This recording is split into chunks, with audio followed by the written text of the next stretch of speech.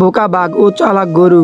গভীর ঘন জঙ্গল, সেই জঙ্গলে বাস করত বাঘ, শিয়াল, হাতি আরো অনেক প্রাণী। তাদের মধ্যে বাঘ ছিল অনেক দুষ্টু। সে সব প্রাণীকে ভয় দেখিয়ে খাবার জোগাড় করে নিত আর অন্য প্রাণীদের ভালোমতো খেতে দিত না। তাই জঙ্গলের কোনো প্রাণী তাকে মন থেকে ভালোবাসতো না। একদিন বাঘ খাবার না পেয়ে বলল, 2 দিন হয়ে গেছে, কোনো শিকার দেখা নেই। কাকে ভয় দেখিয়ে যে শিকার জোগাড় করি?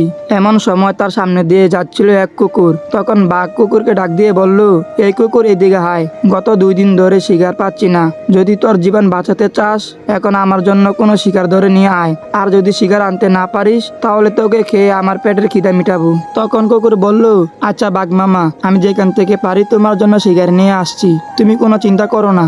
এই বলে কুকুর দুঃখী মন নিয়ে শিকারের খুঁজে চললো। কিছুক্ষণ পর কুকুর খাবার নিয়ে বাঘের কাছে আসলো আর বলল, তোমার খাবার, তুমি এখন খাও, আমি যাচ্ছি। এই বলে সে সেখান থেকে চলে গেল। একদিন বাঘ খিদার জ্বালা সহ্য করতে না পেরে বলল, বেশ কয়েকদিন হয়ে গেল, আশেপাশে কাউকে দেখছি না, সবাই গেল কোথায়? এমন সময় তার গুহার সামনে দিয়ে যাচ্ছিল এক শিয়াল। তখন বাঘ শিয়ালকে ডেকে বলল, তখন শিয়াল মনে মনে বলল, শিওর এখন নিশ্চয়ই কোনো শিকার আনতে বলবে। এই শয়তান বাঘ কবে যে তার হাত থেকে মুক্তি পাবো কে জানে। তখন বাঘ শিয়ালকে ডাক দিয়ে বলল, কি ব্যাপার চালাক শিয়াল, আমার ভয় পালাচ্ছিস তাই না?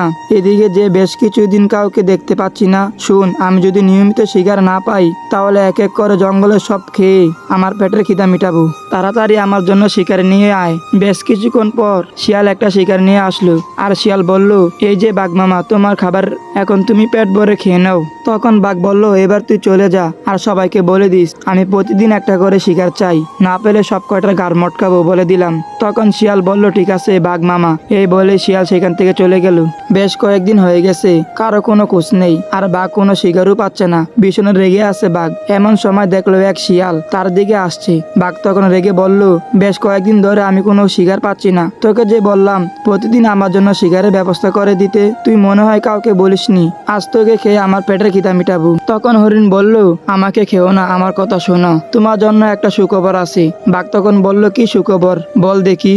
শিয়াল তখন বলল, আমি একটা বড় গরু সন্ধান পেয়েছি, যা তুমি 1 সপ্তাহ ধরে খেতে পারবে আর তোমাকে কাউকে শিকারের জন্য ভয় দেখাতে হবে না। কিন্তু তখন বাঘ বলল, কিন্তু কি? তাড়াতাড়ি গিয়ে শিকার নিয়ে আয়, আমার বড্ড খিদে পেয়েছে। শিয়াল বলল, পাশের গ্রামের এক লোকের গরুর খামার আছে আর তার থেকে একটা গরুর ঘাস খাওয়ার জন্য মাঠে বেঁধে রেখে গেছি। আমি আনতে চেয়েছিলাম, কিন্তু কি করে আনি? আমি তো একটা ছোট প্রাণী, আমি তো তাকে নিয়ে আসতে পারবো না। এই কথা শুনে বাঘ বলল, কোথায় সে গরু? আমাকে নিয়ে চল সেখানে। তখন শিয়াল গরুকে দেখিয়ে বলল, এই যে বাঘ মামা, তোমার শিকার, আমি এখন চললাম। তখন বাঘ বলল, এই গরু, আজ আমি তোকে খাবো। এই কথা শুনে গরু বলল, এ কি গো মামা, শেষমেশ তুমি আমায় খাবে? আজ বুঝি কোনো শিকার ধরতে পারোনি? বাঘ রেগে বলল, তোর এইসব জেনে কাজ কি? আমার খিদা লেগেছে, আমি তোকে খাবো। গরু বলল, সে না হয় খাবে, কিন্তু এখন যদি তুমি আমাকে খাও, তাহলে তোমার বড় লোকসান হয়ে যাবে। বাঘ তখন বলল, লোকসান মানে কি? কি বলতে চাস তুই? গরু বলল, দেখো না, আমার মালিক আমাকে কেমন খুঁটার সাথে বেঁধে রেখে গেছে। মাঠে এত ঘাস, অথচ আমি খেতে পারছি না। আমার নাগালের ভেতর যা ঘাস ছিল তা কখন খেয়ে শেষ করেছি। বেশি বেশি না খেলে কি শরীরে মাংস হয় বলো? আমার শরীরে এখন যতটুকু মাংস আছে তা খেয়ে তোমার কি পেট ভরবে বুঝি? তখন বাঘ বলল, তোর মালিক দেখছি বেজায় বোকা। গরু বলল, তুমি ঠিকই বলেছ, আমি রোজ এত দুধ দেই, এগুলো খেয়েও মানুষগুলোর বুদ্ধি হয় না। বাঘ বলল, তোর এসব কেন কেন আমার একদমই ভালো লাগছে না, এবার চুপ হ, আমি তোকে এখনই খাবো। গরু তখন বলল, সে তো খাবেই, তবে খাওয়ার আগে তুমি একটা কাজ করো, তাহলে আমারও পেট ভরবে, সাথে তোমারও পেট ভরবে। এই কথা শুনে বাঘ বলল, কি কাজ শুনি? গরু বলল, গলা দড়িটা খুলে দিয়ে যাও, আমি পেট ভরে মাঠের ঘাস খেয়ে শরীরে মাংস বানিয়ে নেই, তারপর তুমি আমাকে খেও। বাঘ বলল, বেশ চমৎকার বুদ্ধি, আমার ভালো লেগেছে, এখন তো দড়িটা খুলে দিচ্ছি, বিকালে এসে তোকে খাবো। এই বলে গরু দড়িটা কেটে বনের পথে রওনা দিল। গরু সারাদিন মাঠের ঘাস খেলো। বিকালে বাঘ এলো আর বলল, ঘাস তো খেয়েছিস তাই না, এখন আমি তোকে খাবো। গরু বলল, আরে বাঘ মামা, খেও খেও, এত তারা কিসে তোমার?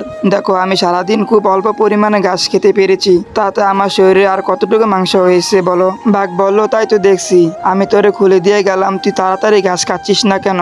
গরু বলল, তাড়াতাড়ি খেলে বদ হজম হবে আমার, আর শরীরে যেটুকু মাংস আছে তাও ঝরে যাবে, তাতে তোমার পেটই ভরবে না, তুমি বরং একটা কাজ করো। বাঘ বলল, আবার কি কাজ? তুই তো দেখছি আমাকে খুব কাটাতেছস। গরু বলল, সেরকম কাটনির কাজ না, বলছি শোনো, কাল আমার মালিক আমাকে আমাকে এখানে খোঁটার সাথে বেঁধে রেখে যাবে। তুমি কাল এসে দড়িটা কেটে দিয়ে যেও। আমি অনেক বেশি ঘাস খেয়ে শরীরে মাংস বানিয়ে রাখবো। এই কথা শুনে বাঘ বলল, আচ্ছা ঠিক আছে, এত করে যখন বলছিস তাই হবে, কিন্তু কাল বিকালে তোকে আমি খাবোই, এই বলে দিলাম। গরু বলল, অবশ্যই খাবে মামা, তুমি একদমই চিন্তা করো না। পরের দিন সকালে এসে আবারও গরুর দড়ি কেটে দিল, তারপর বনে চলে গেল।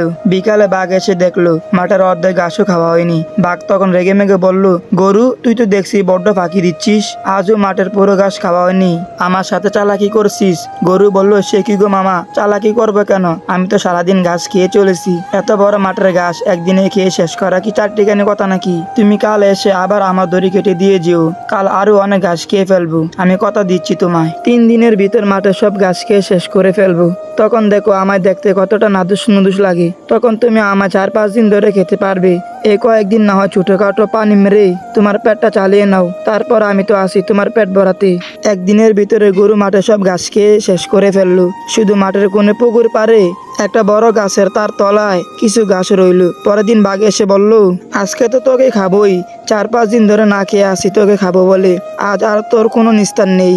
গরু বলল, হ্যাঁ বাঘ মামা, বসো, তোমার জন্যই তো অপেক্ষা করছিলাম, আমি প্রস্তুত, আমাকে খাওয়ার আগে দড়িটা আরেকবার খুলে দাও। বাঘ বলল, এই বেটা গরু, তুই তো দেখছি আমাকে জ্বালিয়ে মারবি। গরু বলল, রাগ করছো কেন, 5 দিন অপেক্ষা করতে পেরেছ, আর কিছু সময় অপেক্ষা করতে পারবে না? দেখো ওই গাছের নিচে এক গাছ পরে আছে, ওইটা খেয়ে আসি, ওইটা আর পরে থাকবে কেন? তারপর তুমি আমাকে পেট ভরে খেও। বাঘ বলল, আমি দড়ি খুলে দিয়ে এখানেই থাকছি, আজ আর জঙ্গলে যাব না, তাড়াতাড়ি খেয়ে নে, তারপর আমি তোকে খাবো। বাঘ দড়ি কেটে দিতেই গরু গিয়ে ঘাস খেতে লাগলো।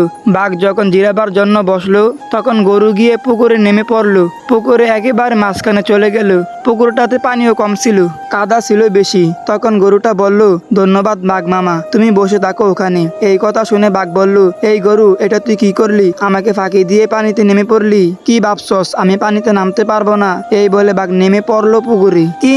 কিন্তু এই কয়েকদিন না খেয়ে বাঘ খুব দুর্বল হয়ে গেছে, তাই সে গরুকে ধরার আগেই সে কাদায় আটকে গেল। বাঘ বলল, তুই আর লাভ দেওয়ার জায়গা পালি না, এতদিন ঠগিয়ে তুই বনে সব ঘাস খেয়ে নিয়েছিস, এখন যখন আমি তোকে খাবো তখন তুই এই কাজ করলি, বেটা এখন তো আমার সাথে তোকেও মরতে হবে। তখন গরু এসে বলল, তোমার কি কোনো মালিক আছে? এই কথা শুনে বাঘ বলল, এই বেটা, আমি হলাম এই জঙ্গলের রাজা, আমার আবার মালিক কে? আমি নিজে বনে রাজ করি। গরু বলল, তুমি এখানে দুর্বল মামা, একটু পরে আমার মালিক আসবে আর আমাকে এখান থেকে তুলে নিয়ে যাবে আর তোমাকে পিটিয়ে মারবে। তখন বাঘ বড় বড় চোখ করে গরুর দিকে তাকিয়ে রইল। সন্ধ্যায় গরুর মালিক এসে গরুকে এখান থেকে তুলে নিয়ে গেল, আর বাঘ সেই পুকুরের কাদায় আটকে রইল। তো যাই হোক, আজকে এই পর্যন্তই। সবাই সুস্থ থাকবেন, ভালো থাকবেন, আমার জন্য দোয়া করবেন। খুদা হাফেজ।